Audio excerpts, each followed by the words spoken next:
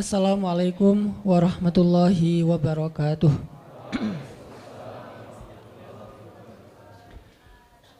Alhamdulillahirabbil alamin.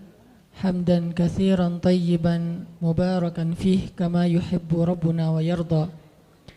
Asyhadu an la ilaha illallah wahdahu la syarikalah. Lahul mulku wa lahul hamdu yuhyi wa yumitu biyadihil khair wa huwa ala kulli syai'in qadir. Wa asyhadu anna Muhammadan abduhu wa rasuluhu la nabiyya ba'dah. Allahumma salli wa sallim wa barik ala sayyidina Muhammadin kama dzakarahu dzakirunal akhyar. Wa salli wa sallim wa barik ala sayyidina wa habibina Muhammadin makhtalafal lailu wan nahar. Wa salli wa sallim wa barik ala sayyidina wa habibina wa nabiyyina wa azimina Muhammad wa alal muhajirin wal ansar. Nahmadullaha ta'ala wa huwal mahmud wa huwal hamdi ahl wa nashkuruhu wa huwal mashkur wa huwa lisyukri ahl. Rabbi syrah li sadri wa yassir li amri wahlul 'uqdatan min lisani yafqahu qawli. Teman-teman sahabat fillah yang selalu setia dan istiqomah untuk selalu hadir dalam tongkrongan ilmu kita di setiap Rabu malam. Mudah-mudahan Allah Subhanahu wa taala selalu memberkahi waktu dan usia teman-teman semuanya. Mudah-mudahan dimudahkan segala urusannya, diangkat derajatnya, dimuliakan dunia dan akhiratnya. Dan yang pasti disegerakan jodohnya. Kalau doa mah udah 5 tahun ya berdoa gitu ya. Tinggal eksekusi. Teman-teman semuanya, pada malam ini kita insya Allah akan membahas satu tema yang menurut saya ini penting sekali. Tema ini terkait nanti dengan banyak realitas dalam kehidupan kita, baik secara pribadi maupun secara masyarakat ataupun berbangsa. Mudah-mudahan dengan tema ini kita punya bahan berpikir, kita punya wawasan yang diambil dari referensi yang maha benar yaitu Al-Quran, dari referensi yang selalu benar yaitu Al-Hadis, agar wawasan ini bisa menjadi bahan berpikir. Kenapa? Karena anak muda itu saya pikir adalah masa yang paling baik untuk berpikir kemudian menentukan sikap. Dengan kritisnya, dengan logika yang tajamnya, dengan semangat atau spiritnya yang luar biasa, sehingga anak muda yang sedang memiliki potensi yang besar seperti ini, dan ini hanya sekali dalam hidup kita terjadi, yaitu di masa muda, syabab. Kalau kita tidak cukup bahan berpikir, maka akhirnya kita akan salah menentukan sikap. Baik sikap itu sikap personal maupun sikap dalam bentuk kolosal yang disebut dengan umat, disebut dengan masyarakat, disebut dengan sosial, disebut dengan bangsa. Dan nanti sikap-sikap kolektif kita itulah yang akan menentukan arah dari perjalanan bangsa yang kita cintai. Sikap kolektif kita itulah yang akan menentukan wajah dari Indonesia ke depan.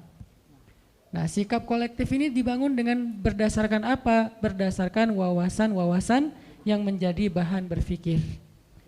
Jadi sedikit demi sedikit kita mencoba, walaupun kita bukan peneliti, kita itu bukan seorang filosof, kita bukan pemikir, tetapi Allah Subhanahu wa taala mengamanahkan kepada kita akal dan hati. Untuk kita gunakan akal itu dan kita jadikan hati sebagai kompas kita dalam menentukan arah. Mudah-mudahan dengan akal, hati, spirit, walaupun kita bukan berperan sebagai seorang pemikir, mudah-mudahan pemikiran-pemikiran kita itu kalau tidak pun memberi pengaruh yang besar dalam pemikiran publik, setidaknya dia bisa menjadi penentu dari pola pikir dan sikap personal kita sebagai seorang muslim. Saya anggap ini sesuatu yang penting. Kita malam ini akan membahas tentang sifat munafik. Kenapa pembahasan tentang sifat munafik ini penting? Bukan soal menghindari sifat itu, Karena kalau menghindari sifat itu mudah-mudahan buat kita mudah. Kita nggak pengen jadi orang munafik. Ada yang bercita-cita jadi munafik? Nggak mungkin ya. Bercita-cita jadi orang yang kufur kepada Allah juga lebih nauzubillah min dzalik. Dua-duanya bukan life goal siapapun di antara kita. Jadi tujuan kita membahas tentang sifat munafik bukan untuk sekedar terhindar dari sifat-sifat itu. Saya yakin di sini insya Allah nggak ada yang di dalam hatinya ada nifak, ada kemunafikan. Walaupun kita berusaha untuk terus menjaga diri agar terhindar dari sifat-sifat nifak atau kemunafikan. Dan kita membahas tema munafik juga bukan dalam rangka mau menjatuhkan satu orang ataupun satu golongan. Tetapi kita membahas sifat munafik yang lebih pentingnya adalah agar kita bisa menentukan sikap. Kita bisa menentukan sikap pribadi kita, siapa yang harus kita bela dan siapa yang harus kita hindari. Karena itu penting dalam kehidupan kita pribadi dan kehidupan kita berbangsa. Siapa yang kita harus bela dan siapa yang harus kita tinggalkan. Ini dalam kaidah syariah disebut dengan al-wala dan al-bara. Pernah dengar istilah itu? Wala dan bara. Wala dan bara dalam Islam itu termasuk pembahasan prinsip. Bukan masalah-masalah furu'iyah. Furu'iyah itu masalah tambahan dalam agama. Sehingga kalau dia pun berbeda satu dengan yang lain tidak terlalu fundamental hasilnya. Tidak membuat seseorang menjadi kafir, tidak menjadikan seseorang langsung dijudge ahli neraka, tidak menjadikan seseorang langsung dijudge sebagai orang yang sesat. Kenapa? Hanya masalah furu, masalah tambahan dalam urusan syariah. Misalnya masalah ibadah sunnah, masalah-masalah yang sering diperdebatkan oleh ulama dalam khilafiyah mazhab. Itu namanya furu. Jadi kalau ulama berbeda pendapat, biasanya itu furu. Karena ulama tidak berbeda pendapat dalam urusan yang prinsip dalam agama. Mereka tidak berbeda pendapat. Rata-rata kalau kita temukan ada perbedaan pendapat, baik itu fikih ataupun akhlak, maka biasanya itu adalah ciri-ciri permasalahan itu termasuk permasalahan furu'iyah, tambahan, cabang, bukan akarnya tapi cabangnya. Kalau dalam masalah usul, usul itu bahasa Arab yang jadi bahasa Indonesia, usul. Usul itu asal, asal itu bahasa Indonesia juga asli.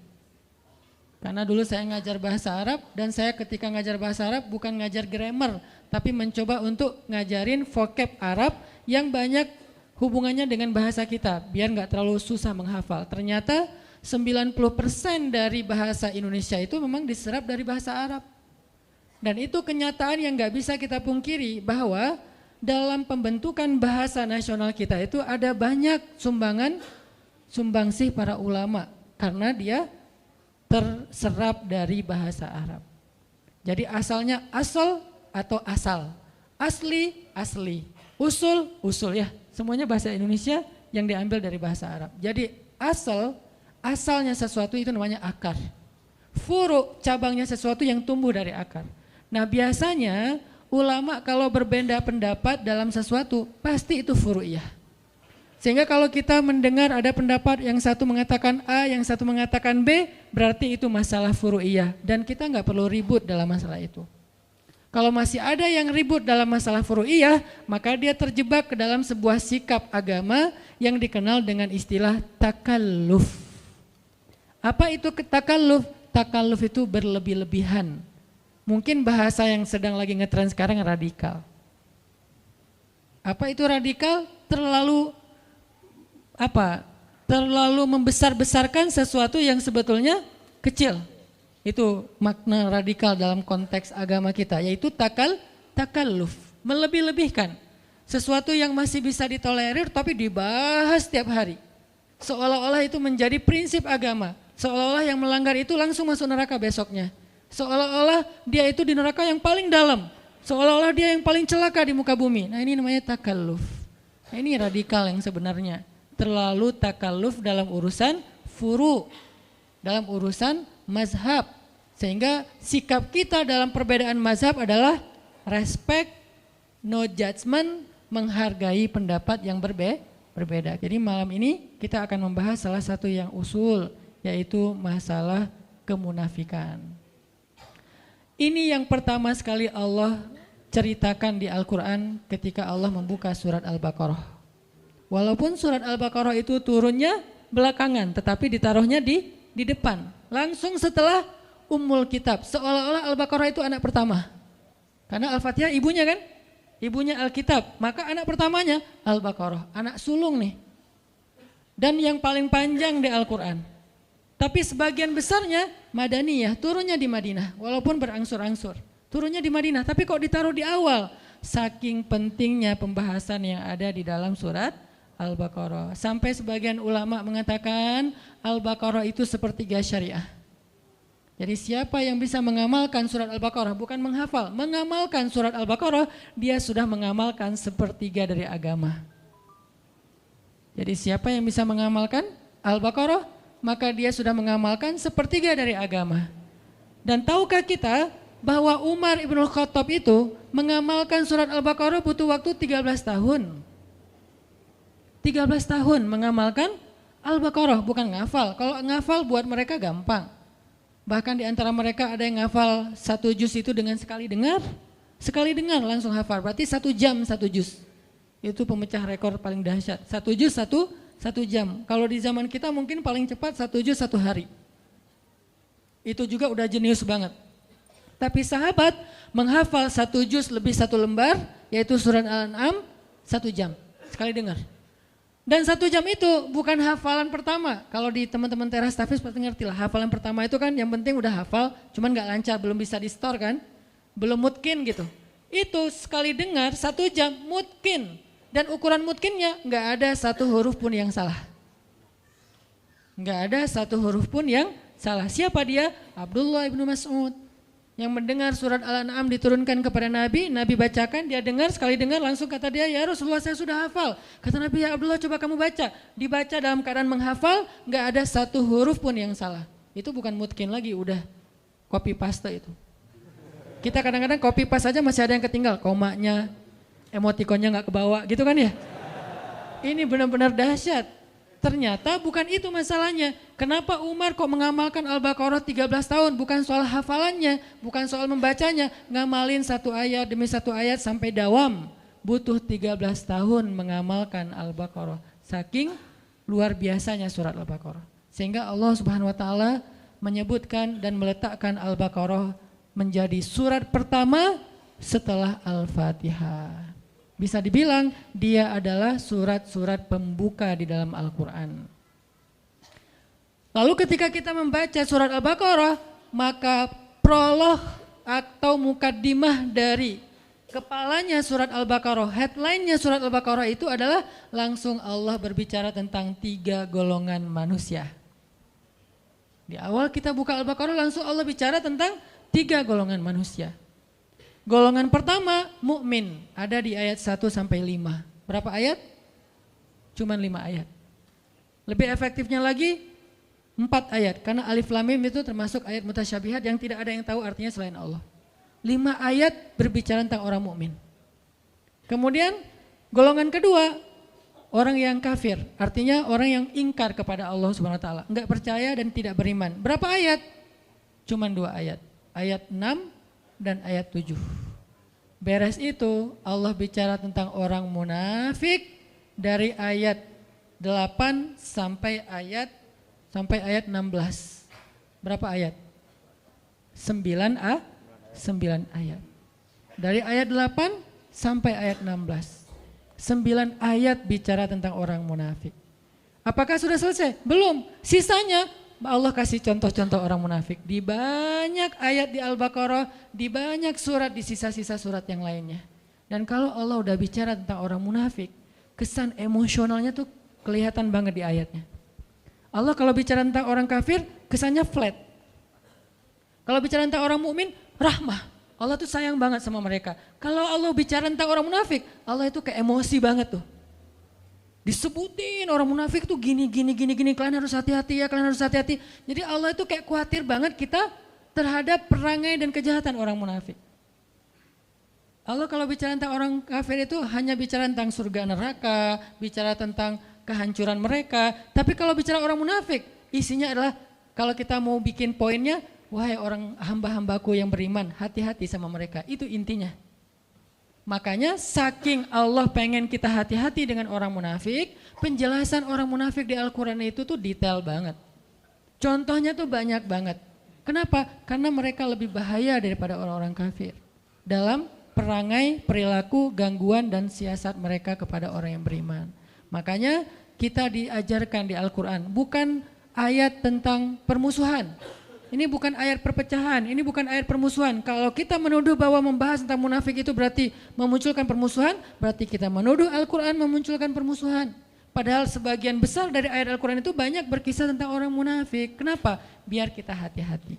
Biar kita menghindar, jangan sampai kita masuk golongan ini. Kenapa? Orang kafir itu masuk neraka, orang munafik jadi kayu bakarnya neraka. Innal munafiqina fid darkil asfal. Asfal itu bahasa Arab yang jadi bahasa Sunda, aspal. Karena orang Sunda nggak bisa, siapa bilang itu fitnah ya. Jadi asfal tempat paling bawah yang diinjak-injak, bahasa kitanya aspal. Masa bisa aja sih Ustadz? Benar. Jadi asfali minan nar, aspalnya neraka. Maksud aspalnya neraka, dasarnya neraka. Yang paling bawah, udah enggak ada lagi, di bawahnya apa? Gorong-gorong atau apa? Enggak, udah. Paling bawah itu adalah aspal udah. Berarti yang disebut dengan aspal, bahan bakarnya, kayu bakarnya, dibuat dari bukan kayu bakar, batu. Karena bahan bakar api neraka itu adalah batu. Waquduhan nasu wal hijarah, bahan bakarnya adalah manusia dan batu. Manusia yang dimaksud di dalam ayat ini siapa?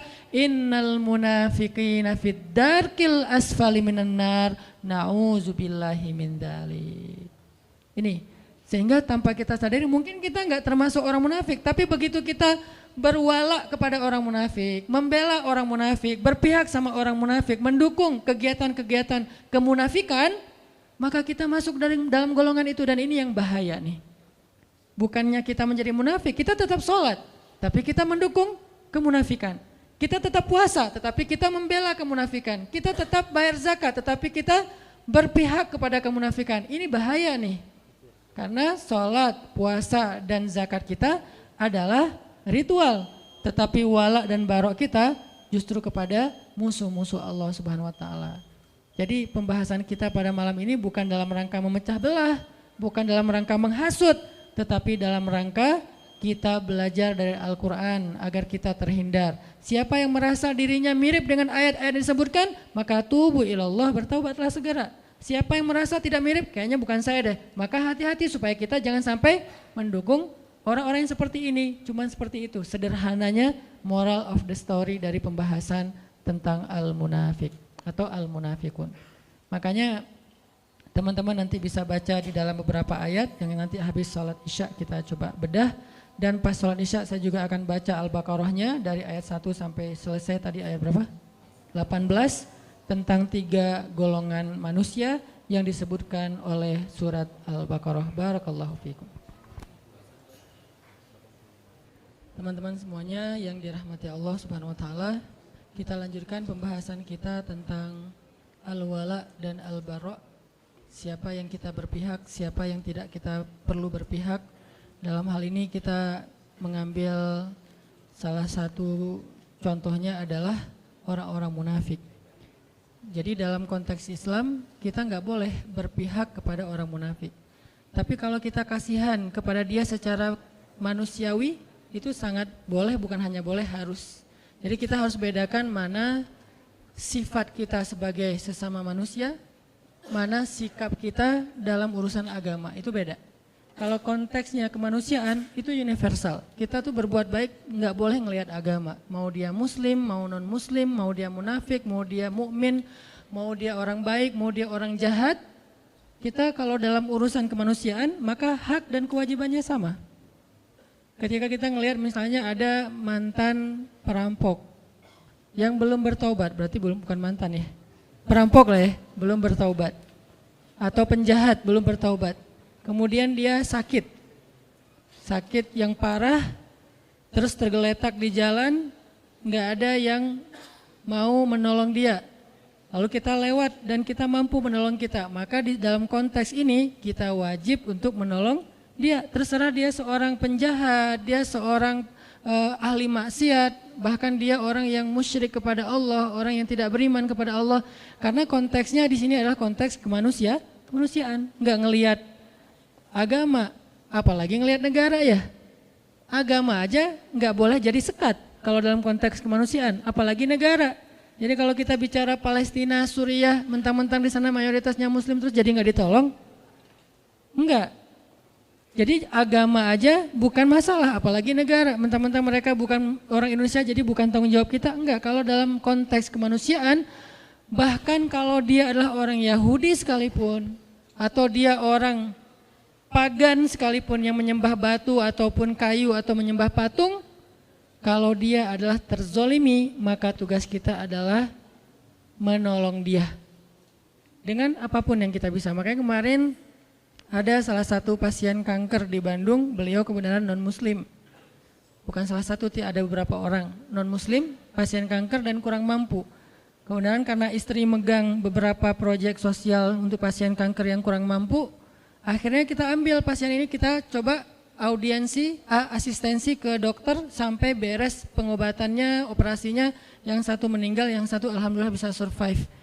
Dan kita nggak mempertanyakan, wah ini kayaknya non muslim nggak usah ditolong, kayaknya kalau ditolong nggak ada pahala. Pahalanya sama, mau dia muslim mau non muslim, pahala menolong dia adalah sama karena dia manusia dalam konteks kemanusiaan universal. Ini tidak ada perdebatan di antara ulama. Dalam konteks muamalah juga kayak gitu. Kaidahnya adalah tidak ada kezoliman. Konteks muamalah misalnya jual beli, kita bekerja di sebuah perusahaan yang di situ tuh ada muslim ada non muslim, maka ini universal dengan syarat tidak mengganggu batasan-batasan syariah agama kita. Kalau itu terganggu maka nanti akan ada pengecualian. Misalnya kita nggak dibolehin pakai hijab di situ, pasti ada pengecualian. Misalnya kita di situ dipaksa untuk minum khamar seperti yang kerja di Jepang misalnya. Selebrasi mereka itu minum sake misalnya. Kalau kita nggak minum maka kita dimarahi atau dipecat. Di sini ada pengecualian. Tapi kalau tidak membatasi atau mengganggu batasan syariat, maka tidak masalah kita bermuamalah dengan siapapun, bahkan kepada orang yang tidak beriman sekalipun. Apalagi kemanusiaan. Tapi kalau dalam konteks sikap agama, nah ini lebih spesifik lagi. Di situ beda antara mukmin, kafir, munafik beda. Kafir juga ada dua, ada yang harbi, ada yang zimmi. Yang harbi itu yang memerangi kita, yang zimmi dia tidak memerangi kita, maka kita boleh berbuat baik kepada dia, namanya non-muslim. Yang tidak memerangi kita. Kalau yang memerangi kita dalam Al-Quran disebut kuffar.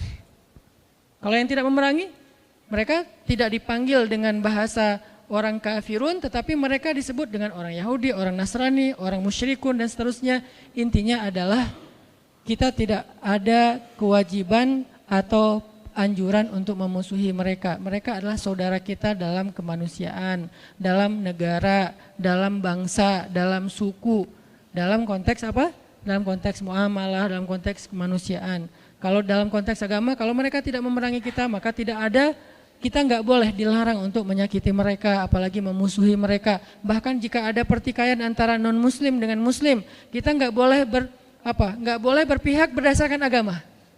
Ada pertikaian nih dalam urusan muamalah, urusan dagang kah, urusan jual beli kah, jual beli tanah, jual beli rumah, jual beli mobil dan seterusnya. Ada masalah nih, termasuk masalah misalnya kayak masalah pekerjaan, masalah muamalah. Kalau misalnya ada pertikaian di antara mereka, nggak boleh kita berpihak karena dasarnya agama. Nih saudara saya muslim, saya belain dia, belum tentu dia benar, bisa jadi dia yang salah. Maka di situ konteksnya adalah adil. Nggak boleh gara-gara kita beda agama terus kita bersikap zolim. Kalau dia beda agama dengan kita tapi dia konteksnya di situ korban, maka kita harus membela dia, bahkan terhadap saudara kita yang sama-sama muslim kalau ternyata saudara yang muslim itu adalah justru yang zalim. Jadi inilah konsep adilnya Islam. Dan di sini kita juga belajar tentang bab wala dan barok dalam contoh-contoh yang sederhana. Jadi nggak boleh mentang-mentang pokoknya belain aja yang namanya muslim kita harus bela. Enggak. Unsur akhaka zaliman au mazluman. Tolonglah saudara kamu dalam keadaan zalim atau terzolimi. Ini maksudnya apa nih? Kan kita harus nolongin saudara kita Ustaz walaupun dia zalim. Menolong saudara kita yang zalim artinya hindarkan dia dari kezaliman. Kalau dia udah terlanjur melakukan kezaliman, maka tegakkanlah keadilan. Wa'adilu huwa aqrabu littaqwa. Bersikap adillah karena dia yang paling dekat kepada ketakwaan. Bahkan kepada orang yang kita benci kita harus bersifat adil, fair bahasa sederhananya. Kayak gimana? Kita nggak suka dengan satu kelompok. Apakah dasarnya agama, dasarnya golongan, dasarnya emosional pribadi? Nggak suka aja dengan satu kelompok. Kan ada yang suka gitu ya. Satu grup WhatsApp nggak suka kepada grup WhatsApp yang lain. Namanya grup sebelah. Terus gara-gara kita nggak suka, kita bersikap nggak fair. Ini bukan sifat Muslim. Kenapa Allah berfirman, wala yajrimannakum syana'anu qaumin ala alla ta'dilu, i'dilu huwa aqrabu littaqwa. Janganlah kebencian kalian kepada satu grup WhatsApp. Ini terjemahan apa? Ini contohnya. Janganlah kebencian kalian kepada satu kelompok, satu golongan, satu grup membuat kalian bersikap tidak adil kepada mereka. Maka bersikap adillah karena keadilan itu dekat kepada ketakwaan. Jadi nggak boleh gara-gara kita nggak suka, terus kita nggak fair dalam urusan muamalah, dalam urusan hak dan kewajiban, dalam urusan kemanusiaan nggak boleh. Tapi dalam urusan sikap, agama, dakwah dan syariah, maka di sini ada penjelasan dan koridornya sendiri. Yang akan kita bahas hari ini adalah sikap kita yang berkaitan dengan pembelaan kita terhadap agama, menegakkan agama Allah Subhanahu wa taala. Dan hal yang perlu kita pahami yang akhir-akhir ini mulai agak dikhawatirkan, ditakut-takuti sehingga kita jadi resah. Menegakkan agama itu bukan berarti meruntuhkan negara. Sejak kapan agama dan negara itu kontradiktif? Sejak kapan? Gara-gara kita negakkan agama lantas meruntuhkan negara? Nggak mungkin. Kalau dia meruntuhkan negara berarti dia meruntuhkan agama. Itu satu paket.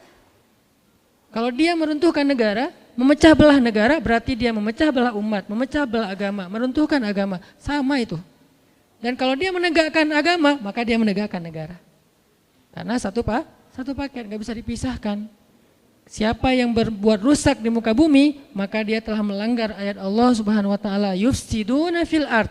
Mereka merusak di muka bumi, walakin la yash'urun. Cuman mereka nggak ngerasa. Jadi Allah menyuruh kita untuk islah, memperbaiki, imarah, membangun, bukan justru merusak. Jadi nggak mungkin orang yang pengen menerapkan agama dalam konteks pribadinya berarti jadi masalah dalam sebuah tatanan negara, itu nggak mungkin. Kalau dia memahami agama itu secara komprehensif, bukan parsial. Tapi kalau dia memahami agama secara parsial, mungkin aja. Maka solusinya adalah apa? Pelajari agama secara lebih dalam, bukan dihindarkan dari belajar agama ya. Kalau kita dilarang untuk belajar agama, berarti kita dibiarkan untuk awam tentang kebenaran. Ketika kita nggak ngerti tentang konsep kebenaran, maka kita akan bisa saja menjadi masalah dalam sebuah lingkungan, masyarakat dan bangsa. Justru kita nggak mau itu terjadi. Belajarlah agama supaya punya konsep kebenaran. Dan konsep kebenaran agama, apalagi Islam, adalah konsep yang sangat rahmatan lil alamin. Lalu apa yang membuat orang takut belajar Islam? Kalau setelah belajar Islam dia menjadi rahmah bagi alam semesta. Sekarang kita buat program dakwah lingkungan, yaitu dengan less waste. Itu adalah syariat Islam. Jangan berpikir less waste itu hanya masalah isu lingkungan, isu climate change dan segala macam. Bukan, ini bukan masalah lingkungan, bukan masalah alam, bukan masalah ozon. Ini masalah agama. Sehingga ketika ini saya coba presentasikan kepada para ustadz-ustadz bangun negeri, mereka semuanya sepakat ini tuh masalah agama. Lalu saya tanya, kenapa dakwah nggak pernah mengangkat isu ini? Oh ya, kita baru ngeh sekarang. Ya udah yuk kita angkat isu ini, isu lingkungan. Biar orang lihat Islam itu bukan cuma narasi ibadah. Islam itu bukan cuma sholat 5 waktu, walaupun itu wajib dan tidak ada perdebatan tentangnya. Tetapi dia belum komprehensif, dia masih parsial. Terlalu zoom in-nya kedekatan. Coba zoom out lagi deh. Ketika kita zoom out tentang Islam, kita akan melihat hal-hal yang lain yang luar biasa tentang Islam. Makanya kalau kita pengen menjadi solusi bagi bangsa, pengen jadi kebaikan bagi bangsa, bahkan bagi manusia, bahkan bagi alam semesta, maka belajarlah agama. Makanya kita perlu belajar tentang sifat munafik, agar kita tidak terjebak di dalam sifat ini. Saya nggak tahu, mungkin suatu saat di antara teman-teman yang hadir sekarang akan jadi pejabatkah suatu hari nanti? Akan jadi seorang penguasa kah? Mungkin di sini ada yang calon presiden tahun 2000 sekian yang kita nggak tahu ya. Tiba-tiba presiden 2050. Ustadz, saya dulu mah jamaah latif. Wah, Masya Allah ya. Kan kita nggak ngerti kan? Jadi ketika nanti antum diberikan amanah kekuasaan oleh Allah, baik itu dalam bentuk jabatan maupun dalam bentuk eksistensi di tengah-tengah masyarakat, public figure, maka kita jangan sampai tanpa sadar terjebak mengambil sikap orang munafik, dan itu bahaya banget. Dan saya yakin semua kita akan jadi pemimpin, terutama yang di depan, minimal pemimpinnya si dia, ya. Kita memimpin keluarga dengan sikap orang munafik, bahaya. Apalagi memimpin masyarakat, lingkungan, sosial, jangan, bahaya. Memimpin masjid aja, kita harus tahu dulu mana wala dan mana barok, kalau enggak kacau. Memimpin RT, RW. Nah, balik lagi kepada pembahasan tentang Al-Baqarah dan Al-Munafikun. Al-Baqarah dan Al-Munafikun, ini rata-rata kalau kita baca di Al-Quran, suratnya itu semuanya atau hampir semuanya surat Madaniyah. Rata-rata surat yang membahas tentang orang munafik itu surat Madaniyah. Apa arti surat Madaniyah? Atau ayat Madaniyah? Sebagian besar jawabannya surat dan ayat yang turun di Madinah. Itu? Ternyata bukan. Surat Madaniyah bukan surat yang turun di Madinah. Surat Madaniyah surat yang turun setelah hijrah. Ayat Madaniyah bukan ayat yang turun di Madinah, tapi ayat Madaniyah ayat yang turun setelah hijrah. Kalau dia turun di Mekah tapi setelah hijrah, namanya Madaniyah, bukan Makkiyah. Jadi bukan soal tempat, tapi fase dakwah, periodisasi dakwah.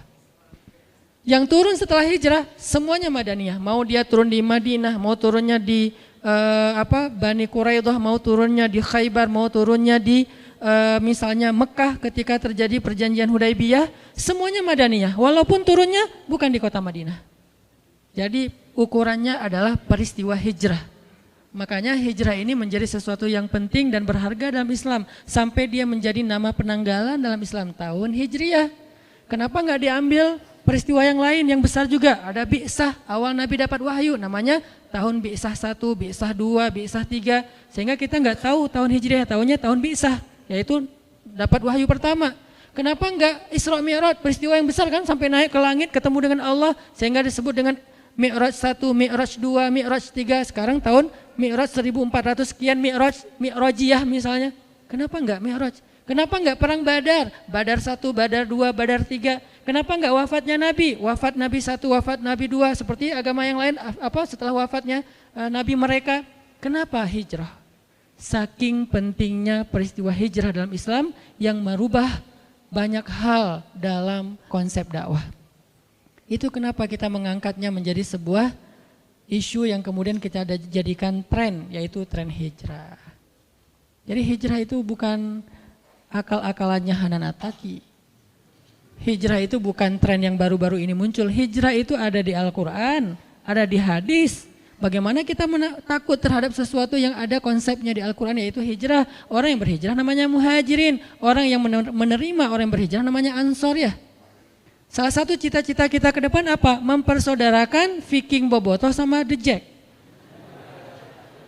Mempersaudarakan Aremania sama Bonek. Itu cita-cita barisan bangun negeri, para guru sekarang. Kita persaudarakan 4 supporter bola terbesar di Indonesia. Ikonnya supporter bola. Kalau berhasil mu'akhad bainal Viking wa The Jack wa baina Aremania wa Bonek, berarti dakwah ini luar biasa. Lewat apa? Lewat hijrah. Alhamdulillah dulu teman-teman motor kan lewat hijrah juga. Kita akhirnya berubah dari yang disebut awalnya orang nyebutnya geng motor, kemudian menjadi ormas. Di dalamnya ada divisi dakwah. Kemudian kita belajar Islam bareng-bareng. Kemudian banyak yang bertobat. Kemudian akhirnya gerakan teman-teman dari XTC, Munreker, Brigas, GBR ngapain? Jadi panitia ta'lim, kan bagus kan? Mana ada sejarah teman-teman ini pernah jadi panitia ta'lim secara organisasi sebelum ada dakwah hijrah. Artinya hijrah ini sesuatu yang baik untuk negara kita. Banyak mengubah hal. Ke depan kita akan lihat 4 supporter bola untuk bersaudara. Setelah bersaudara jadi apa mereka? Satu jadi muhajirin, satu jadi ansor. Siapa muhajirin, siapa ansor? Yang tandingnya tandang muhajirin. yang tandingnya kandang Ansor. Nanti ketika muhajirin yang tandang datang ke kota lawannya disambut dengan Tola al-Badr. Kan seru ya? Kebayang nggak nyambut dejak di Padalarang gitu ya? Mereka datang bertruk-truk gitu disambut di Padalarang. Tola al-Badru alaina. Wah, saya di depan tuh pakai mic. Vokalisnya saya sama Ebit Tola al-Badru alaina. Itu perilaku Ansor, bukankah itu kebaikan? Berarti hijrah teh. Gara-gara ada hijrah, ada muhajirin, ada Ansor. Terus apalagi perilakunya? Ansor yu'thiruna ala anfusihim walau kana bihim khasasah. Mendahulukan muhajirin daripada dirinya walaupun dia butuh kepada sesuatu itu. Silakan teman-teman jejak masuk duluan, kita belakangan ke stadion. Masuk. Udah selesai, udah Ansor masuk. Teman-teman Viking Bobotoh masuk. Di dalamnya saling mendoakan kebaikan. Semoga kalian menang. Enggak, kalian aja yang menang. Kan seru ya? Ini nih baru namanya hijrah. Itu tuh cita-cita saya banget dari dulu. Pelan-pelan saya membangun network, membangun basis sosial, membangun bargaining supaya punya agreement yang cocok dengan level-level tertentu. Pelan-pelan sekarang masuk. Alhamdulillah teman-teman di Jakarta mulai dekat dengan Bung Ferry. Di kita di sini ada Mang Yana. Pelan-pelan suatu saat nggak ada lagi adegan pembunuhan, pengeroyokan, kezoliman yang kayak sering kita lihat baik di Dejek maupun di Bobotoh sama-sama punya korban, nggak ada lagi. Yang ada saling mendoakan. Semoga kalian menang, kalian aja. Akhirnya rame lagi gara-gara itu ya. Saling mendoakan kebaikan. Ternyata gara-gara saling mendoakan, fair, nggak ada yang menang. Seri, asal tanding di sini seri, asal tanding di Jakarta seri. Yang lain baru kita doakan yang berbeda. Artinya kayak luar biasa gitu. Nanti pas pulang dianterin, dikasih bekal, bawain apa misalnya, sebutlah oleh-oleh Bandung, khas Bandung gitu kan ya. Buah-buah yang ranum atau apalah gitu kan. Bawain peyem kayak apalah. Bawain bala-bala, banyakin cengeknya, kasih kan biar gregetan gitu kan. Wah Masya Allah, karena saya makan bala-bala gak ada cengek, gak ada rasanya. Pas kita ke Jakarta dibawain apa, ondel-ondel atau apalah sama teman-teman. Ini semuanya adalah karena hijrah. Itu tuh goal dari program hijrah kita, bukan sekedar ngaji. Ngaji ini adalah cara kita untuk mengupgrade kapasitas spiritual dan wawasan. Tapi praktek sesungguhnya dari hijrah itu adalah behavior, perilaku kita. Baik itu perilaku personal maupun perilaku sosial. Perilaku sosial itu tadi mu'akhad, persaudaraan antara kita. Dan itu udah terjadi di Bandung dengan ikonnya anak-anak motor. Itu bukti bahwa hijrah itu ternyata solusi untuk bangsa. Kenapa kita malah takut? Aneh kan? Logikanya harus kita asah lagi nih. Dengan apa mengasah logikanya? Dengan Al-Quran, dengan hadis Rasulullah SAW. Berarti kalau ini menjadi solusi untuk bangsa, berarti Rasulullah itu orang yang sangat berjasa bagi bangsa kita. Karena Rasul yang udah ngajarin tentang konsepsi hijrah ini kepada kita, yang konsep itu lalu saya convert, saya terjemahin bersama dengan para guru untuk menjadi program sosial. Berarti Rasul berjasa banget. Rasul berjasa untuk kita sejak dulu. Nanti berjasa lagi di padang mahsyar. Kita pikir udah selesai urusan kita sama Nabi. Belum selesai. Satu-satunya urusan dengan manusia yang dibawa sampai ke akhirat, itu cuma Nabi loh. Kita dengan pasangan kita aja udah beres. Memang sehidup semati, tapi tidak sehidup lagi. Sehidup lagi udah pisah. Ketemu lagi di surga ya kalau masuk surga dua-duanya. Kalau salah satu di surga yang salah satu di neraka, na'udzubillah min zalik, maka dia akan dipasangkan lagi dengan pasangan yang sesuai dengan dia. Na'udzubil, kan gak rela banget ya, udah di neraka terus dia selingkuh gitu kan ya. Jangan sampai. Makanya kalau dua-duanya di surga, balik lagi bareng. Makanya Rasul itu berjasa untuk kita bukan cuma di dunia teman-teman, sampai di padang mahsyar. Satu-satunya manusia yang teman-teman bisa lihat di YouTube beberapa booster saya tentang Rasulullah yang paling sibuk di akhirat, yang paling sibuk mengurus orang lain itu cuma satu orang, Nabi Muhammad SAW. Yang lain semuanya ngurus diri sendiri. Semuanya berlaku kalimat kullum ri'im minhum yawma idzin sya'nun yughnih. Semua orang pada hari itu sibuk dengan urusannya sendiri-sendiri. Illa Rasulullah SAW yang sibuk dengan urusan umatnya. Makanya nggak terputus urusan kita dengan Nabi, nggak terikat dengan zaman, tempat, terus sampai lintas zaman, dunia dan akhirat. Jadi kita balik lagi, ternyata pembahasan tentang orang munafik itu muncul setelah hijrah. bukan di Madinah, setelah hijrah. Kenapa baru muncul munafik ini? Gerakannya, kekacauannya setelah hijrah. Karena Islam setelah hijrah itu mulai eksis. Sebelum hijrah, Islam itu tertindas. Islam itu tersembunyi, hanya ada di beberapa golongan-golongan kecil, yaitu orang-orang yang lemah di kota Mekah. Tapi setelah hijrah, Islam itu eksis, kuat, berpengaruh. Muncullah orang-orang munafik, muncullah ayat-ayat tentang munafik, muncullah surat Al-Munafikun. Cari di Al-Quran itu surat apa? Madaniyah, surat yang turun setelah hijrah. Jadi nggak heran kalau kemunafikan dalam berbagai macam bentuk-bentuknya itu muncul setelah Islam semakin eksis dan berpengaruh. Orang mulai datang ke masjid beramai-ramai. Yang dulunya kita susah banget ngelihat anak muda ramai di masjid seperti sekarang ya. Dulu masjid itu diramaikan oleh siapa? Oleh kakek-kakek. Sekarang fenomenanya Masya Allah. Setelah hijrah dalam konteks kekitaan, maka yadkhuluna fi dinillahi afwaja. Orang berbondong-bondong masuk ke dalam agama Allah. Agama di sini bisa artinya syariat, bisa artinya masjid, bisa artinya taklim. Berbondong-bondong. Baik itu kajian saya, kajian Ustaz Abu Somad, kajian Ustaz-Ustaz yang lain, semuanya ramai. Lebih ramai daripada konser. Setelah apa? Setelah hijrah. Maka dalam satu paket, begitu hijrah muncul, eksistensi Islam muncul, muncullah kemunafikan. Kenapa dia muncul? Baru dibedah oleh Al-Quran. Kemunafikan itu kenapa kok munculnya setelah hijrah? Terus perangainya kayak gimana? Itu kenapa surat-surat atau ayat kemunafikan itu rata-rata madaniyah. Pertanyaan berikutnya, kenapa kemunafikan muncul setelah hijrah dan Islam eksis? Salah satu masalahnya adalah ciri-ciri orang munafik atau golongan munafik adalah dengki. Bahasa Arabnya hasadin. Makanya ada doa, min syarri hasidin idza hasad, dari kedengkian orang yang dengki. Dia dengki dengan keislaman, dia dengki dengan eksistensinya kaum muslimin. Dia dengki, dia enggak suka. Bahasa lainnya selain hasad apa? Ghillan. Makanya di dalam Al-Quran Allah mengajarkan kita juga doa. Wala taj'al fi qulubina ghillan lilladzina amanu. Ya Allah, jangan jadikan di dalam hati kami rasa dengki kepada sesama orang beriman. Jadi kalau kita dengki kepada kelompok-kelompok kaum muslimin gara-gara dia lebih eksis, maka jangan-jangan di dalam hati kita ada kemunafikan wal iyadzu billah. Kalau kemunafikan itu baru di hati aja, maka ini masih munafik kecil. Kalau kemunafikan itu kemudian berbentuk cara kita, sikap kita menghalang-halangi kebaikan dan dakwah, berarti sudah masuk kemunafikan besar. Dan itu berlakulah ayat innal munafiqina fid darkil asfali minan nar, na'udzubillah. Kalau kemunafikannya masih dalam hati, masih kemunafikan kecil. Saya nggak suka ngelihat kajian itu ramai. Saya nggak suka ngelihat masjid kok ramai sekali. Berarti dia dalam hati doang. Kalau dia lalu dengan kedengkian itu kemudian membuat sebuah penghalang agar orang tidak lagi bisa meramaikan masjid, dia halang-halangi, dia fitnah, dia pecah belah, berarti sudah dengkinya, kemunafikan yang besar. Dan kalau sudah kemunafikan yang besar, bahasanya Allah di surat Al-Munafikun apa? Humul aduwu fahzarhum. Mereka itu musuh dan hati-hatilah kalian terhadap mereka.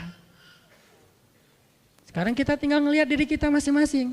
Apakah kita dengki terhadap kelompok sesama kaum muslimin? Taklimnya rame, taklim yang di sana rame, kajian yang di sana rame, festival yang itu kok rame banget, berbondong-bondong orang datang.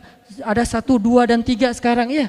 Masjid di sana kok rame dengan anak muda, masjid di sana rame dengan ibu-ibu taklim, yang di sana rame dengan bapak-bapak atau kakek-kakek. Masing-masing punya segmentasi yang berbeda-beda ya. Kajiannya berbeda-beda juga. Masjid di sana tuh kajiannya rutin. Masjid di sana tuh hari Ahad, namanya jihad, pengajian hari Ahad, bebas. Kalau kita dengki ngelihat masjid ramai, berarti dalam diri kita udah ada ayatul munafik. Salah satu ciri kemunafikan, hati-hati. Kalau kita nggak suka ngelihat masjid ramai. Tapi kalau kita melihat bukan ke masjid ramainya, lebih ke urusan teknis, maka cari solusi, jangan dihalangi. Cara solusinya gimana? Ya udah batasi pesertanya, jangan rame-rame. Karena kenapa? Karena nggak memadai misalnya tempatnya. Atau carikan, yuk kita sama-sama dukung. Karena masjidnya udah rame, parkir nggak ada. Ya udah, siapa yang mau meminjamkan lapangannya untuk parkir? Nanti berlaku di situ ayat wa ta'awanu 'alal birri wat taqwa, saling menolong dalam kebaikan dan ketakwaan. Itu lebih bagus lagi. In tansurullaha yansurkum. Kalau kamu tolong agama Allah, Allah tolong kamu. Tijarah dengan Allah, dengan hartanya dan dirinya.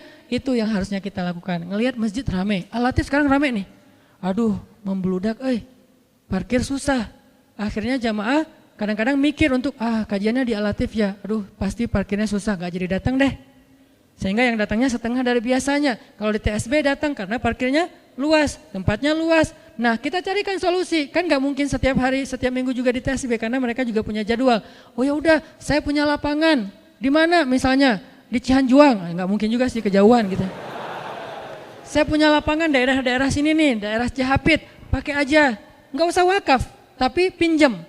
Karena kalau wakaf mungkin agak berat, kita masih butuh ya, pinjamin aja lapangan. Berarti kita mendukung agama Allah dan senang kalau masjid rame. Kita sumbang apa yang kita bisa sumbang, makanan kek atau apa aja biar nyaman jamaahnya. Berarti insya Allah di dalam hati kita itu ada iman. Kenapa? Hanya orang yang beriman yang senang melihat masjid itu makmur. Innama ya'muru masajidallah man aman. Sesungguhnya yang memakmurkan masjid Allah dan senang dengan makmurnya masjid man amana billah, orang yang beriman kepada Allah. Tapi kalau kita dengki dengan dakwah, dengki dengan taklim, dengki dengan kajian, dengki dengan public figure yang bisa membawa banyak massa, crowd event, dengki dengan masjid yang semakin ramai, berarti jangan-jangan fi qulubihim marad, di hati mereka ada penyakit. Kalau penyakit itu enggak segera kita obati dengan istighfar dan taubat, maka Allah mengancam dengan kalimat fazadahumullahu marada. Allah tambahkan lagi itu penyakitnya sehingga dia semakin jauh dari Allah.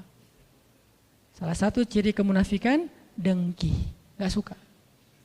Karena kedengkian itulah mereka suka mencela, suka menghina. Wa idza laqul ladzina amanu qalu amanna wa idza khalau ila syayatinihim qalu inna ma'akum innama nahnu mustahzi'un. Suka membicarakan orang yang beriman di belakang mereka. Suka mencari-cari kekurangan orang yang beriman, mencari-cari kekurangan dakwah, dihalang-halangin, dirintang-rintangin, dicari sesuatu yang bisa menjelek-jelekan mereka. Ini adalah karena kedengkian. Sehingga akhirnya perangai mereka apa? Karena dengki, ya jelek-jelekin. Kita kalau udah benci sama seseorang, dengki kan cari kejelekannya. Makanya muncullah ayat wa idza ra'aitahum yakhuduna fi ayatina wa idza ra'aital ladzina yakhuduna fi ayatina fa'arid anhum. Kalau kalian melihat mereka memperolok-olok agama Allah, ayatnya, nabinya, syariatnya, hamba-hamba yang berimannya, maka tinggalkan mereka. Allah suruh kita tinggalkan, jangan berpihak sama mereka, apalagi nge-following, unfollow. Kalau penasaran, lihat aja pakai akun yang satunya. Jangan follow. Jadi tinggalkan di sini tuh unfollow. Ada di grup, left grup. Tapi dengan baik. Kalau orang yang di dalam grup tadi menurut kita dia berbuat sesuatu yang nggak nyaman dalam urusan agama, kita tinggalkan grupnya. Tapi kita nggak boleh ninggalin orangnya. Kita hanya meninggalkan perangainya, tidak meninggalkan orangnya. Kalau orangnya suatu saat butuh, kita boleh menolong dia. Bahkan harus.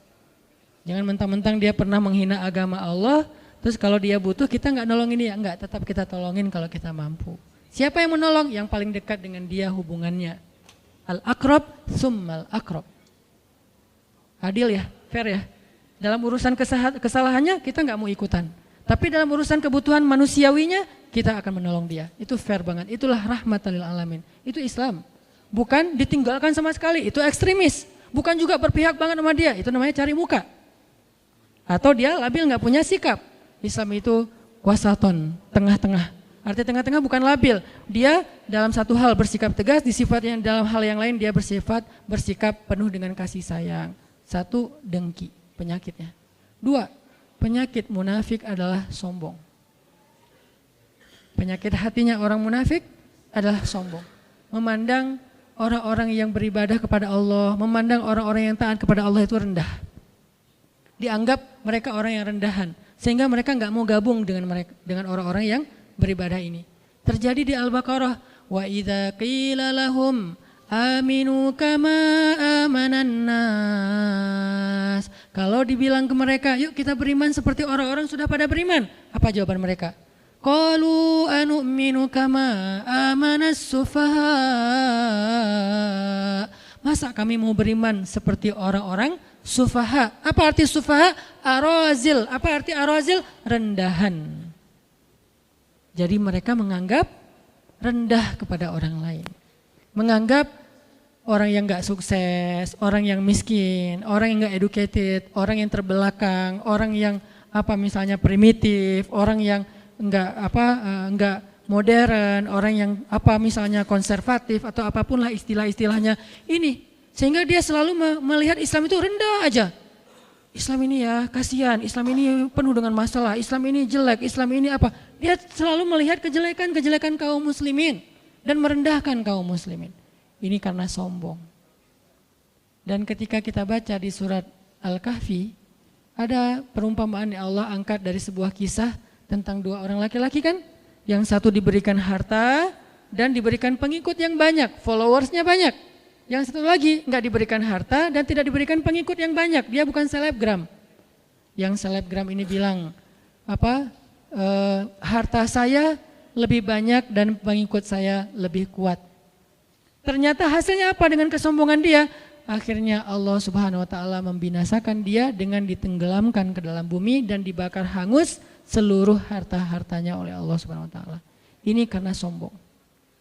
Dan kesombongan adalah salah satu di antara dosa besar, sampai disebut sebagai di antara mengambil satu di antara dua kain Allah Subhanahu wa taala. Jadi kalau dalam ibadah umroh dan haji itu kita pakai ihram, ada yang bawahan, ada yang atasan seperti rida, maka kata Allah punya dua helai kain. Nah, salah satunya adalah kesombongan. Siapa yang menyombongkan diri, dia telah mengambil salah satu di antara pakaian Allah. Arti pakaian Allah itu kehormatan Allah dan itu enggak boleh diambil oleh makhluk. Hanya Allah yang boleh sombong. Makanya al-mutakabbir cuma Allah. Kita enggak boleh. Sehingga siapapun yang di dalam hatinya ada mithqala dzarrah, sekecil zarrah kesombongan, la yadkhulul jannah, tidak akan masuk surga. Hati-hati dengan sifat sombong. Mungkin kita merasa bahwa kita lebih luas pandangan atau wawasannya karena kita kuliah di luar negeri. Boleh, tapi jangan memandang orang lain rendah. Kita boleh banyak baca buku-buku ilmiah, filsafat segala macam, boleh. Tapi jangan memandang orang lain itu bodoh, cuman kita doang yang pintar sendiri, nggak bisa. Kita mungkin punya kawan banyak, tapi jangan menganggap orang lain kuper. Anak masjid mah kurang gaul, kurang banyak teman dan seterusnya. Nggak bisa, sehingga kita merasa gengsi untuk duduk dengan anak masjid. Gengsi untuk duduk di teras masjid, gengsi untuk duduk di dalam masjid, gengsi untuk duduk dalam dakwah. Gak boleh, ini adalah kiber, ini adalah sombong. Dan kesombongan itu salah satu sifat orang munafik. 2. Yang ketiga, di antara ciri-ciri orang munafik yang harus kita hindari adalah mereka suka cari muka. Apa cari muka? Kalau di dalam surat An-Nisa itu disebutkan dengan bahasa mudzabdzabina baina dzalik. La ilaha ula wa la ilaha ula. Dia enggak ke sini, enggak ke sana. Dia tergantung kondisi. Kalau lagi orang Islam kuat, dia tiba-tiba mengaku bahwa dialah yang paling banyak, dia mendukung Islam banget, buat dia Islam itu adalah segalanya, segala macam. Tapi begitu ketemu dengan yang anti-Islam, dia bilang kita ini sama. Nah, ini munafik banget nih. Kan kita nyebutnya hipokrit kan? Karena dia bermuka dua. Sekali kita jadi teman, dia jadi teman kita, sekali jadi musuh kita. Di depan jadi teman, di belakang jadi musuh. Nah, ini kemunafikan. Dan ini kadang-kadang prakteknya bukan hanya dalam urusan agama, termasuk dalam urusan ngegeng ya. Dalam ngegeng di grup, kan dia ada di 2 grup. Kebenaran dia orangnya santuy kan. Jadi nggak pernah left grup. Di grup ini dia ada, di grup sebelah juga ada. Di grup sebelah dia ngomongin grup yang ini, di grup ini dia ngomongin grup yang sebelah. Nah, ini paling bahaya nih. Orang yang kayak gini yang grup harus nge-live-in dia. Jangan dia yang live, karena dia nggak akan pernah live grup yang harus live dia. Caranya grup live dia, bikin lagi aja grup baru, cuman dia doang yang nggak di-invite. Karena dia adalah racun di dalam tubuh kita yang memecah belah di antara kita. Jadi menghasut di sana, menghasut di sini. Akhirnya namimah. Kalian tahu nggak? Di grup sebelah lagi ngomongin apa? Ngomongin kalian. Aku tuh nggak bohong ya, ini aku capture, aku di forward. Soalnya aku sayang sama kalian, jadi aku ngomongin apa yang mereka omongin tentang kalian. Itu bukan sayang, itu namanya namimah, adu domba. Karena yang benar gimana? Kalau kita pun tahu mereka membicarakan yang di sini, jangan sampai orang ini tahu. Kenapa? Biar nggak rame. Kita diamin. Cukup sampai di kita aja. Jangan di save chatnya, jangan di capture. Terus gimana? Kalau perlu del chat. Chatnya kita delete supaya kita nggak ada kesempatan untuk memberitahu ke sebelah. Terus kalau ditanya, ya di grup sebelah lagi ngomongin kita ya? Enggak kok. Oh, bohong dong kalau gitu Ustadz. Salah satu dusta yang dibolehkan di antara 3 adalah dusta demi mendamaikan di antara 2 orang mukmin yang bertengkar. Tapi niatnya mendamaikan ya, bukan cari keuntungan. Ada 3 kan dusta yang dibolehin. 1, dusta dalam perang. Masa perang kita jujur? Kami itu pasukannya jumlahnya sekian. Strateginya ini. Jadi kalian siap-siap ya, nanti kita ketemu ya. Di mana ketemunya? Sherlock dong. Nah, ini perang atau janjiannya. Dalam perang, kata Nabi, al-harbu khida. Perang itu tipu muslihat. Jadi kalau dalam peperangan orang berbohong, menipu musuh, itu sesuatu yang dibolehkan. Emang harusnya kayak gitu. Masa mau jujur? Saya orangnya nggak bisa bohong. Kalian mau nanya apa? Nggak bisa. Bohong. 2, mendamaikan di antara mukmin yang bertengkar ya, bukan mukmin yang lagi baik-baik aja terus kita bohong, enggak, lagi bertengkar. Yang ketiga, berdusta untuk masa lalu terhadap pasangan halal. Dengan niat mau bertaubat dan melupakan, bukan modus pengen balikan. Ketemu di reuni, buka puasa bersama, pasangan kita nanya pas pulang, kenapa sih dia tadi ngeliatin kamu terus? Biasa, mantan pacar. 10 tahun loh kita pacaran, Pak. Itu nggak boleh. Aku kan orangnya jujur, Pak, nggak ada yang ditutup-tutupin. Nggak boleh, itu jujur yang membinasakan. Jujur yang berdosa, nggak boleh jujur. Terus gimana? Nggak, mungkin dia kayak lagi pangkling aja ngeliat kok aku udah nggak pakai kacamata misalnya atau apalah ya. Bilang apa aja, tapi dengan niat kita nggak akan balikan, bukan jadi modus. Kalau modus, innallaha alimun bidzatis sudur. Allah lebih tahu isi hati. Nah, orang munafik itu suka mencari muka. Sekali ngomongnya A, sekali ngomongnya Z. Pertama dia menghina kita, tapi di sisi lain dia memuji kita. Ini maunya apa sebetulnya? Nah ini nih nggak bisa dipegang orang kayak gini. Dia harus jelas keberpihakannya kemana. Tapi dia nggak perlu mencela siapapun. Saya jelas keberpihakan saya, tapi saya nggak suka mencela dan saya nggak suka terlibat dalam debat di sosial media. Jarang teman-teman ngelihat saya berdebat di sosial media. Kenapa? Buat saya perdebatan di sosial media itu tidak produktif, kecuali argumentatif ya. Karena ada juga perdebatan yang argumentatif, dia menjelaskan gagasan, oke itu bagus. Tapi kalau perdebatannya bentuknya saling membuli, ngapain? Sesama mukmin kita membuli. Nah, sesama yang ke masjid jangan saling mengganggu. Udah aja yang datangnya sholatnya apa misalnya qobliyahnya dua, yang nggak pakai qobliyah juga mangga. Kan ada masjid yang nggak pakai qobliyah, sholat tertentu kan, habis azan langsung iqomah, kecuali kalau kita memang karena ada taklim. Ada juga yang walaupun bukan rawatib, dia nunggu orang supaya nanti bisa iqomah udah penuh jamaahnya. Ini mazhab. Dia bermuka 2, yudzabzabina baina dzalik. Yang keempat, di antara ciri orang munafik itu adalah memecah belah. Wa idza qila lahum la tufsiduna fil ard qalu innama nahnu muslihun. Kalau dikasih nasihat janganlah kalian merusak di muka bumi. Salah satu di antara maksud merusak adalah memecah belah. Jadi ajaran kita, narasi kita, ajakan kita, broadcast kita, postingan kita harusnya mempersatukan. Tapi kita tetap harus mengedukasi. Jangan gara-gara kita takut memecah belah terus akhirnya kita diam dan tidak mengedukasi apa-apa. Ketika kita posting tentang Suriah, tentang Rohingya, tentang Suriah, kita mengangkat sesuatu agar masyarakat aware untuk membantu. Bukan kita sedang memecah belah. Ketika kita bicara tentang negara, bukan memecah belah, tetapi agar kita semuanya aware dan care dengan negara kita. Yang membangun negara itu bukan cuma para politikus, kita rakyat juga punya hak membangun negara dengan karya. Makanya kita saling share supaya yuk kita bangun negara bareng-bareng. Dimulai dari mana? Karena kita muslim dari masjid. Tapi jangan sampai kita saling menjelekan dan kemudian akhirnya menjudge orang lain. Yang kelima, orang munafik itu adalah ucapannya manis. Makanya Allah berfirman di surat Al-Munafikun, kalau kalian melihat penampilan mereka, kalian akan kagum. Karena penampilan mereka kayak orang-orang yang berpendidikan, ilmiah banget. Kemudian kalau mereka bicara, kalian akan takjub mendengar ucapan mereka. Ucapannya itu kayak yang benar gitu.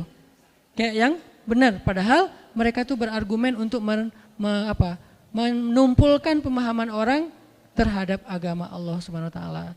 Jadi tidak semua orang yang pandai bicara berarti harusnya dia benar.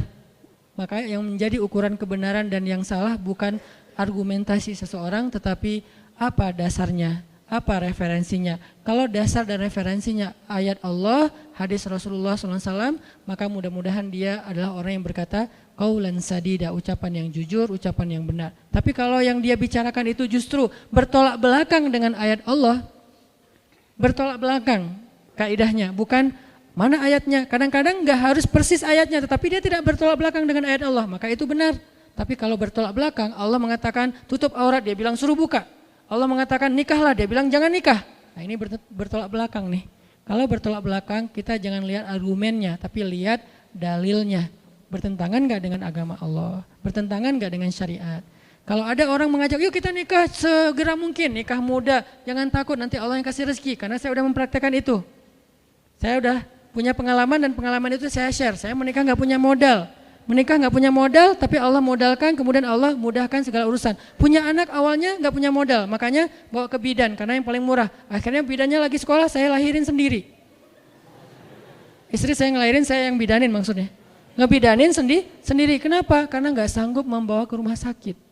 Tapi apakah udah berakhir hidup saya? Enggak, setelah itu Allah kasih rezeki. Ujian rezeki, karena kenapa? Fa inna ma'al usri yusra. Sehingga saya mengajak, memotivasi anak muda, yuk nikah. Tujuannya apa? Biar kita tidak terjebak dalam pergaulan bebas, perzinahan yang diawali dengan pacaran, yang diawali lagi dengan pacaran Islami. Ya, karena semuanya adalah bahasa talbisul iblis. Kita tinggalkan pacaran, udah pacarannya habis nikah aja. Itu tuh goals dari saya membawa tema-tema jomblo fisabilillah. Bukan masalah jomblonya sebetulnya, masalah fitnah, masalah menjaga kehormatan, tapi mengajak menikah.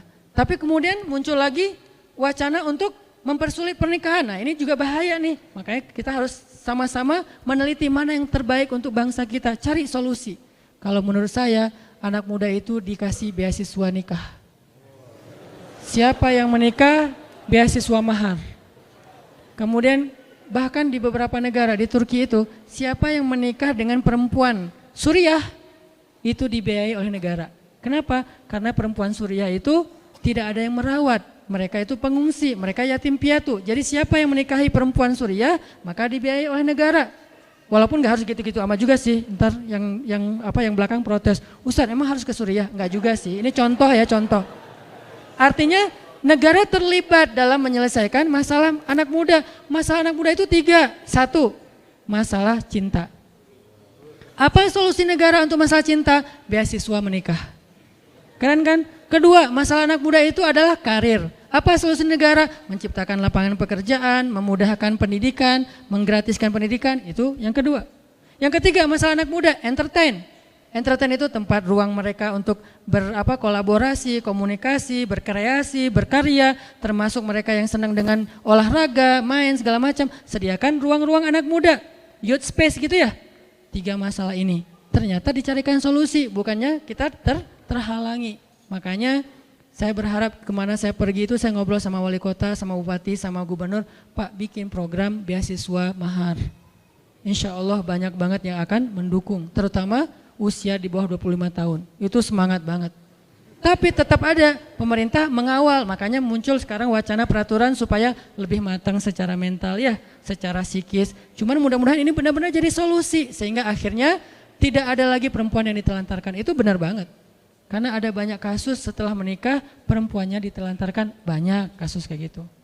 Akhirnya dia harus pergi ke Hong Kong untuk bekerja karena suaminya tidak bertanggung jawab, dia harus menafkahi anaknya. Banyak kasus kayak gitu. Nah, makanya dicarikan solusi juga. Intinya adalah agama itu solusi bagi umat, solusi bagi bangsa, solusi bagi negara. Sehingga bangsa yang ingin negaranya maju harusnya mudah-mudahan bisa menerapkan Islam secara kafatan.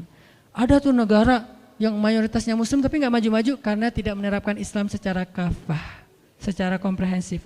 Yang diambil dari Islam cuman ritual, ibadah. Padahal Islam itu juga sosial, kemanusiaan, ekonomi, dan seterusnya. Mudah-mudahan dengan pembahasan yang aclok-aclokan ini kita bisa mengambil sebuah kesimpulan. Tadi yang pertama saya pengen mengajak kita untuk enggak berdebat lagi soal furu'. Saya menghargai teman-teman dari Madinah yang berpendapat masalah tekstual syariah, tapi saya juga berharap teman-teman Madinah hargai lulusan Kairo yang berpendapat kontekstual. Kita punya dua pandangan yang berbeda yang menjadi akar perbedaan pendapat fikih. Rata-rata kayak gitu. Saya, Ustadz Abdul Somad, dan beberapa ustadz yang lulusannya dari Kairo biasanya pendapatnya kontekstual. Tapi teman-teman yang rata-rata dari Mekah Madinah biasanya berpendapat tekstual dan itu baik, dua-duanya baik. Ada pendapat dan dalilnya yang sama bahkan. Tinggal saling menghargai satu. Dua, kita harus belajar tentang Islam secara komprehensif. Biar kita nggak terjebak di dalam ritual saja. Seolah-olah kalau udah hijrah masuk masjid udah selesai urusan kita, enggak. Kita harus peduli dengan keluarga kita, peduli dengan tetangga kita, peduli dengan lingkungan dan masyarakat kita. Walaupun tidak harus peduli tentang mantan kita. Jadi kita peduli kepada sosial. Mantan gimana pedulinya? Suruh orang lain aja yang peduli. Kita fokus dengan diri kita supaya bisa move on. Yang ketiga, pelajarilah sesuatu yang buruk supaya kita bisa menghindarinya, bukan supaya kita melakukannya. Makanya seorang ulama bernama Ibnul Musayyab mengatakan, orang semuanya belajar masuk surga, sedangkan saya belajar tentang neraka. Semua orang belajar tentang surga, gimana biar bisa masuk surga duluan tanpa hisab segala macam. Tapi saya belajar tentang neraka agar saya bisa menghindarinya. Jadi kita kadang-kadang belajar tentang sifat orang yang beriman, tapi kadang juga kita belajar tentang sifat orang munafik agar kita bisa terhindar dari sifat kemunafikan. Barakallahu fikum, mudah-mudahan Allah cabut kedengkian dari hati kita, kesombongan dari hati kita. Jangan sampai kita menjadi termasuk orang-orang yang menghalang-halangi jalan Allah, menghalang-halangi agama Allah, menghalang-halangi dakwah di jalan Allah Subhanahu wa taala. Yasudduna an sabilillah, mereka menjadi batu sandungan di jalan Allah Subhanahu wa taala. Mudah-mudahan kita tidak termasuk golongan tersebut dan mudah-mudahan Allah Subhanahu wa taala membimbing kita agar kita menjadi orang yang mukminuna haqqa, mukmin yang sebenar-benarnya. Barakallahu li wa lakum, wassalamualaikum warahmatullahi wabarakatuh.